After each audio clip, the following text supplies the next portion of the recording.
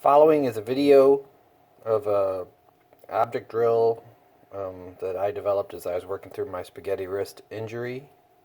I wanted to put it online at the request of the patient who's been in contact with me. But before I did, I felt it important to read the following statement. The following is a video of an object exercise technique that I developed as I tried to work through my spaghetti wrist injury. I'm a patient and not a therapist of any type. I present this video at the request of a patient with a complete spaghetti wrist injury, 16 of 16 structures on the volar side of his wrist, including severed median ulnar nerves, who is 9 months into his injury. I cannot in any way certify that the information is appropriate for him or any patient. Therefore, I recommend to any patient that they consult a therapist before they try to replicate any activity presented herein, and definitely stop if they experience pain or discomfort. I developed the following routine after my wound had closed. I had established a grasp, and after extensive massage and stretching exercises over months. I suspect that to maximize benefit from any object exercise technique, a patient should also massage and stretch their hand extensively. It has been my experience that I should never expect immediate results, but rather look for a gradual change over time. As always, if you are suffering from this injury, I am sorry and I wish you the best. This is my spaghetti wrist pamphlet. I go over it in another video. I won't go over it too much. It kind of follows, again, the format of this. First 2 weeks. For me, weeks 2 through 10, the wound kind of stabilized, and I figure out how I'm going to move it. 10 through 20, I'm moving it. I've got more of a pattern of behavior, routine for me established. It was difficult. I had a circular saw injury that went through bones too, and I suspect it shortened some of my tendons, so I was more aggressive than somebody without the injury that's as extensive.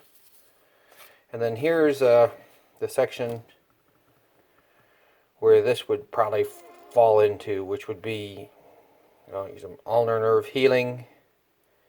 You're getting the ability to use your fingers more. Your ulnar nerve might not be to the finger where you have kind of any sort of remapping, but you are trying to engage in daily activity to make progress, and this is one of the daily activities I engaged in. And to be honest with you, down here, weeks 21 through 52, and I put a dash 104, 2 years. You could put a dash to 48. I'm over 4 years into this thing. Because the bones were allowed to kind of fuse a little bit at the base of my thumb. They're a little looser, but I suspect the tendons that were severed by the circular saw blade were a little short. I'm still making progress on opposition. It's just a daily practice, and this is just to give a suggestion for in addition to somebody's daily practice. The format for this is on the actual surface I used. I prefer this basic format where I present it on paper, so it is what it is.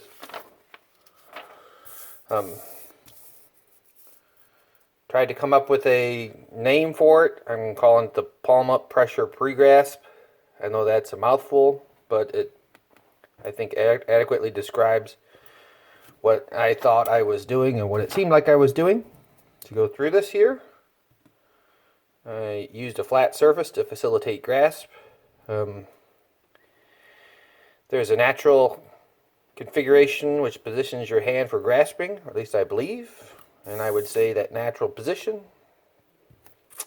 is the C right here. The problem is, claw hand, you could, I mean, I'm exaggerating this whole thing here. You could end up with a hand that's configured like this. This is where it wants to go on its own. You know what I mean? The massage, for me, left my hand extremely loose. So my fingers were, after 10 weeks of it, was really 5 weeks of deliberate massage, were extremely supple, but they wanted to take a configuration that does not at all resemble, now that's not the configuration of my hand now, but this would be perhaps a natural, or you might, and then you're having to ask yourself, why am I unable to grasp things well? My hand wouldn't take this configuration passively, meaning I was going to have to actively put it in that configuration. Weak, de-innervated intrinsic muscles made it necessary to develop a technique for exercising hand over an extended period of time. This was something that went on for months. This is not. This is part of like maybe a 5 or 10 minute drill, morning, evenings.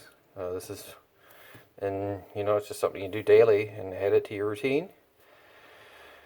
It was necessary to move from the pre-grasp position to an object as quickly as possible.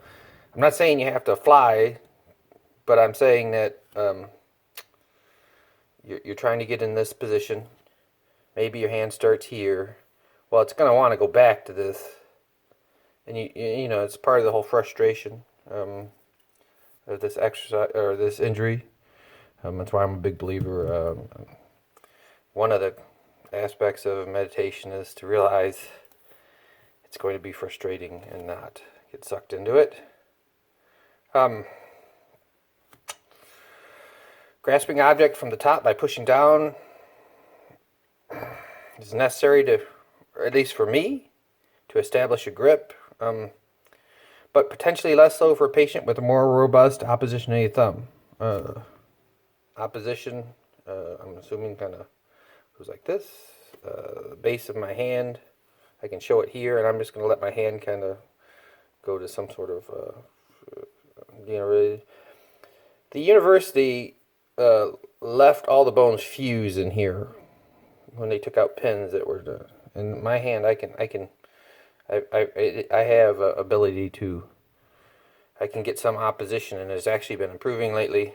But what they did was they left this here fuse, and I don't blame them. I mean, there was extensive damage, and they weren't going to tug on it. I actually had a therapist help me free it up, but that left me unable to do opposition, and I think it just formed into pattern behavior. If you have the ability to do opposition, you may be able to come in and use your thumb in this way, but that won't be the same as training your fingers. Your fingers may be trained doing that, but this is a deliberate training exercise for your finger. Size and diameter and weight, the surface area of objects should be considered and experimented with. Slight changes in an object may make it more frustrating, less frustrating, impossible, possible, and realize that you're going to have to go through objects and figure out what works for you. Establishing initial resistance to motion, essentially inertia, but focusing on the surface of the object where grasp is established. And let me show you real fast. This is a light object. Well, if your hand is in, and I'm exaggerating this position, but if your hand is in this position, when you go to try to establish a grasp around it, you're going to knock it around. This is a relatively light object.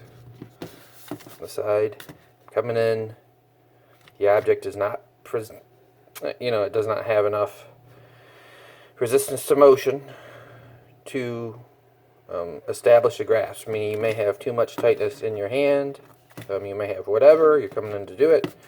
So you can establish resistance to motion with your other hand, just by pressing down on the top of the item. And this, again, this is just a random item from my kitchen.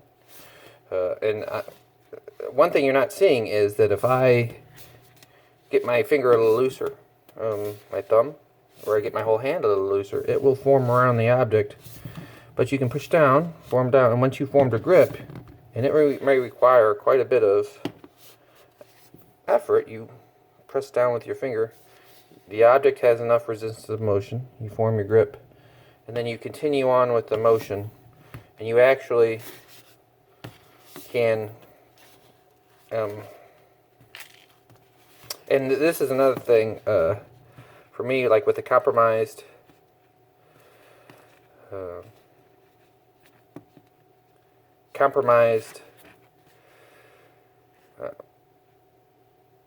Opposition, like your thumb may come in sideways, and you may be doing some sort of weird initially, and you can kind of see it through the side of this container. That's not the normal way you grasp a container. You're not crushing the side of it in, but it is a fine way to pick it up if you're doing therapy with your hand. Meaning you look at it, you realize it isn't perfect, but it's a progressive therapy, so your goal is to train your hand to come in and do more. And that is a result of feedback. That is a result of a lot of processes in your brain. The ability to hold it here with two fingers and have any sort of gap between your hand and the object requires extensive training in that you're bringing force around the arc of your hand to your fingertips. I mean, this is all a training exercise, but it's going to start with engaging objects, letting them form your hand, and then picking them up and doing it on a repeated basis over an extended period of time. And it is a relaxed mode because there is central nervous system components to that. And don't expect to have this gap here. That developed over time. It was always more of a grasp here, and it's frustrating because you are kind of crushing objects. It feels awkward, and it's unfortunate, and I'm sorry if anyone's dealing with it. But again, resistance to motion, I go in to try to pick it up. You may have some collapse of this here. Ideally, you would be getting ulnar nerve function back to intrinsic muscles. So you could have this, but what you want is loosen your hand up as much as possible. Get an object.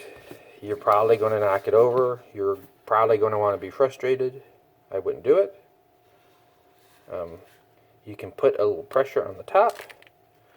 And then, and again, I'm exaggerating this whole thing because with a little bit of, I do not have to crush it in to pick it up. I do not have to have the pressure on the top to pick up even light objects anymore, but it has taken a long time and deliberate work. Again, the exercise was progressive, but months were necessary for progress. Always be careful and stop if an activity causes distress, and that includes mental distress. Like with anything in life that's difficult and daunting, you approach it, try it out, figure out what works for you. Back off if you get the sense that this is dangerous or you can't handle it. You can always reapproach it later. I would start in the mornings and either warming my hand like this. Later on, probably 10-12 months into it, I would do this little water exercises with my hand, with massage, and then immediately come over here after maybe 45 minutes of other therapy activities and do this, in addition to exploring my hand's potential at the gym. I'm going to switch over and show you the essence of this, or the idea I want to convey here. So the paper's going. Let me try to adjust the camera to see. And again, I'm trying to do this on the surface that I did it on. Alright, here is the damaged hand. I'm still working on organizing the thumb muscles to get them to roll well. They're totally functional, but they coordinating the organization, rolling of the muscles. This area right here for me on the palm, this particular area has really loosened up just recently. I don't know why, but it has. You can see some blanching. Like if you flex an area, and you can see white is just indicative of tension. Well, blood flow, changes in blood flow, but here it's not as severe. Here you can kind of see a little bit of blanching in my hand.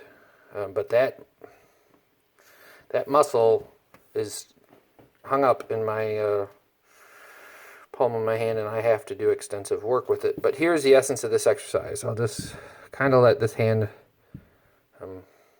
relax a little bit. I'll just use the fingers. Like this is one, I had a problem with the muscle that goes to my ring finger. It's not as extensive. It required a ton of work to kind of get it back to a more normal configuration.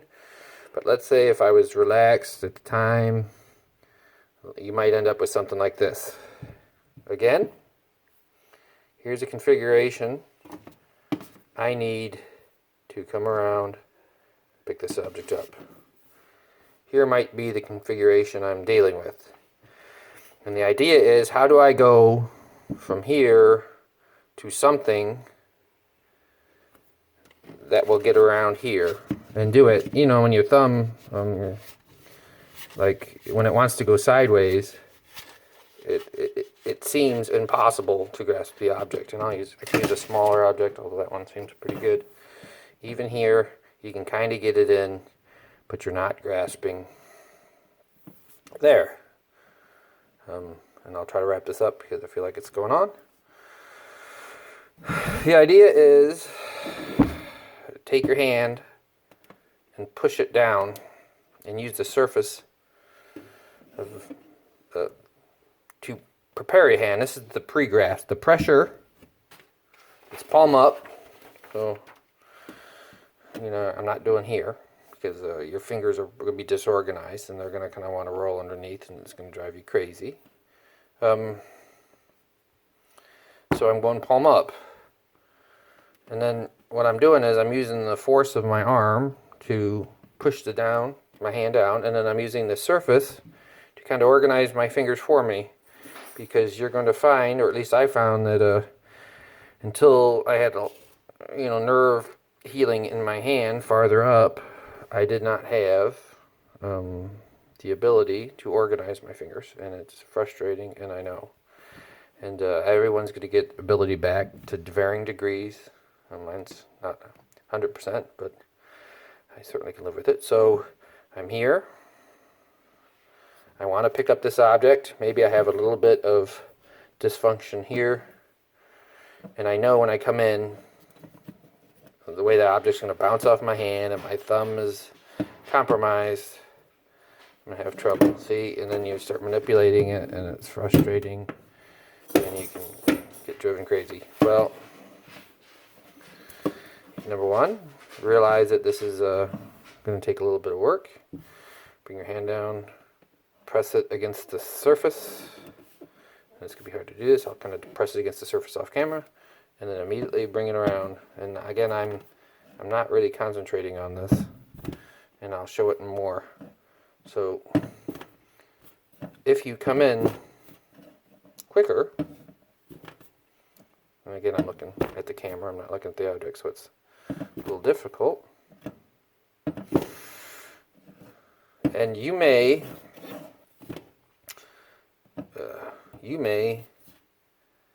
end up like this. You may end up around it. You may end up with 3 fingers where your ulnar nerve, and this one may not cooperate. It might stick out, and this might be what you end up with. But if you're doing this and you can't get it and it's just slipping out, and you press down and come up, and let's say you end up here, or you end up there. I mean, anything's going to be better than no progress. So let's start back with this one. I'm pressing down, palm up, pre-grasp, and then I'm going over. And this is way faster than you should expect to go. But I'm taking my finger, I'm putting a little bit of initial resistance to motion, inertia, to it, and then what you can do is kind of train yourself to follow through with the motion. So it's disorganized. I press down against the stove. I kind of organize it a little bit. My hands are really loose. I don't have great. And then I immediately flip over, do it. And then one thing I want to show is that you find an object to do it with. And it might be helpful with the bigger objects, especially if your hand is tight. But realize that your first motion, when you start this exercise, you may get your hands really loose. A good massage. I use a rubber corkscrew to do some of mine. With this is Uncker's all-purpose therapeutic salve. A little pitch for them. I'm a big fan. It doesn't stay greasy. It's got a lot of menthol in it. Farmers love it here in the States. But my first motion may be pushing down, so at that point I don't have to worry about the object sliding over where I'm trying to get it. I can create a little bit of the organization of my finger by pushing down, probably a little bit exaggerated hard, and then pick it up. So when you're experimenting with this, your first motion, and then because this object has a lip on it, it facilitates your fingers kind of getting a hold of it. So this object may be possible for you to pick it up this way if it's not greasy. But when you come to the bottom, your hands initially may just slip right off. So be aware of the configuration of objects. It's totally fine to spend a month going down on the object, bringing the force in from above. So you do your pressure down pre-grip and come in and grab the object. And you may have to experiment with what you are trying to pick up, how fast you're trying to pick it up. Anything else? You pick up the object. And again, this one may not facilitate, like that's me picking it up fairly normally. This object may be there may be a bit of a paradox in that wider objects force your hand. There's a natural tension from tight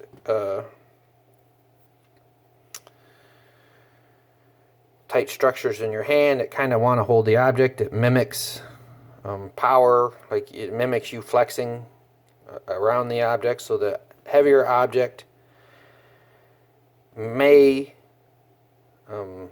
be easier to hold, and they're not bad to start with, because even myself, I can feel a little bit of tension. But I mean, the fact that I have the object in my hand with the gap between, I'm creating power through my fingers, from my fingertips to the object to my other fingertip without the palm of my hand.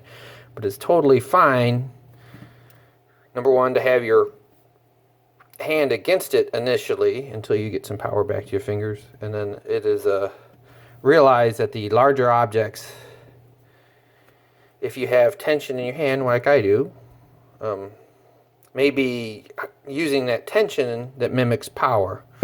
But real power, I mean the kind that you're used to, is generated from both directions, not using that. This is a smaller diameter object. I'm not using the surface area of the object to facilitate grasp. I'm actually just generating the power with the muscles in my hand. And myself, I am still a work in progress. So It's a larger object. I'm using a little bit more of the tightness of my hand to pick the object up, but I'm still using power, and I mean to show. And this has taken. I've had to let this injury progress over years, but the grip strength of the authentic, it has taken a while for it to develop. Again, palm up pressure pre-grasp, palm up. I'm pushing pressure down with my forearm to force my fingers in there. It is an intention of grasping an object. So now I've got, and I'm coming over. If the object wants to fall over, it's totally fine to do this. It's totally fine to grab it like that. You kind of want to start as your nerves heal, and it may take a extended period of time. It certainly did for me. And then it's totally fine to come in from above. It probably works better with bigger objects, and the lid will facilitate it. Come in from above, palm up pressure pre-grasp, come in from above, grab the object, and then it may just be a matter of lifting. And be aware that the long muscles that feed your hand will be out of strength. So you may have to, one facet of this may be conditioning muscles in your forearm that are connected to the muscles in your hand, and everything you've lost kind of symmetry. You lose a little bit of muscle strength. There may be facets of it that just require repetitions over time to reestablish the function and feel of the muscles that ultimately are connected to your hand and facilitate grasp. Thanks. And again, this is an injury where you experiment. You always end up putting together a routine that is right for you. Everyone's injury is different, and your routine is almost certainly going to be different from mine. But this is an explanation of one part of what I did to try to reestablish my hand. Thank you.